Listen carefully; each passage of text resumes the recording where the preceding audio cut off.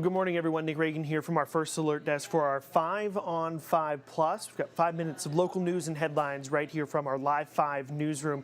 And we've actually got to start out this morning. We've got a couple of good stories here, news stories we want to bring you up to speed on. The first one here, this happening in downtown Charleston, a wild scenario playing out where a Maserati has crashed into a restaurant. Take a look at this video. You can see some of that rubble still being cleaned up. The entrance blown away, really. The glass shattered, and the owner there you saw in the background surveying some of that damage. Now, the Charleston Police Department, they've confirmed that there was a two-car collision at the intersection of Spring Street near St. Philip Street, leading to one of those cars crashing through the restaurant. Again, this restaurant called The Pass. Now, we were down there this morning. We spoke with the owner. Listen to what he had to say. Obviously, it's, nothing like this has ever happened to me or restaurants that I've owned. This is obviously a little crazy, and we're going to try to figure this out and sort it out and get back up and running really soon. All right, well, a positive outlook there from the owner. We do know from the police department, they've told us that there were no major injuries reported in this crash. But of course, we'll keep you up to date as soon as we learn any new information. Tune in at noon for the very latest on this crash. We've got another traffic-related story we want to bring you up to speed on. This one out of the Colleton County area, the Walterboro area. We're learning new details about a crash that had been impacting traffic, the morning commute on I-95 near Walterboro. Law enforcement, they've been on that scene since about 2:30, and it might not look like much from the video, but what we were told is that there was a crash this morning involving a livestock truck, and if you look closely, you can see a man on a horse out there looking to help wrangle up some of the cattle that, or I should say livestock that got out. We don't know for sure what type of livestock was involved in the crash, but earlier today we did see a couple of cows on the road as well as along the side. So they've called in literally the cavalry to come in and get the livestock that got out when that crash happened. We don't know yet if there were any injuries associated with the crash, but I-95 was shut down all morning long, and folks needed to find a detour. Again, we'll bring you up to speed just as soon as we learn more information. Tune in again at noon for the very latest. All right, well, let's take a look outside now, overlooking Charleston. Looking like a pretty beautiful day out there. Certainly the last couple of days have been wet and rainy, but the sunshine is now back on the menu. Let's check in with our First Alert weather team for the very latest.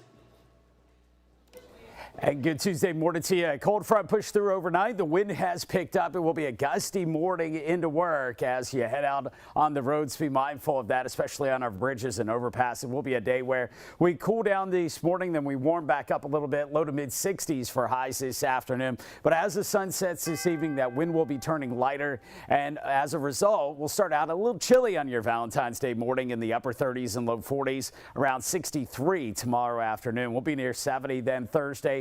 Friday kicks off seaweed. We'll be at 68 and dry. Then we may see a couple of showers Saturday. Right now looks mainly dry on Sunday. Highs a little cooler in the upper 50s to around 60 this weekend. All right, 60s again out there, looking pretty good. Thank you, Joey. Okay, we've got some new information here we want to share with you. The North Charleston Police Department, they've announced a second arrest in a connection to a deadly shooting that happened in December. Kassan Floyd is now charged with murder and possession of a deadly weapon. On December 28th, police were called to Fairwinds Drive for reports of a shooting. They then found 18-year-old Jakari Smith dead at the scene. Floyd's the second person to be arrested in connection to this shooting. 21-year-old Carlos Bennett was arrested in January in Hinesville, Georgia. They are both being held at the Alcannon Detention Center. And police need your help identifying these two people. They're asking for your help. Take a good look at your screen. They're looking to identify these two women. Officers believe that they were part of an strong-armed robbery in downtown Charleston at the Publix sometime Sunday night. If you know who these women are, you are asked to call that number on your screen. It's 843-720-2422. Again, if you know or couldn't identify these two women, you're asked to call that phone number 843-720-2422.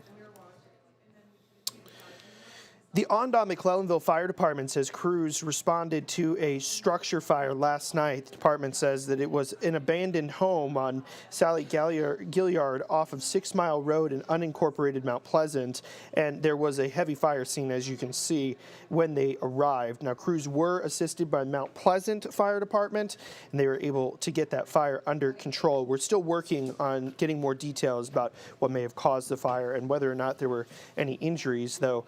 Because it was an abandoned home, the thinking is that there probably are not any injuries, at least from the residents there. Okay.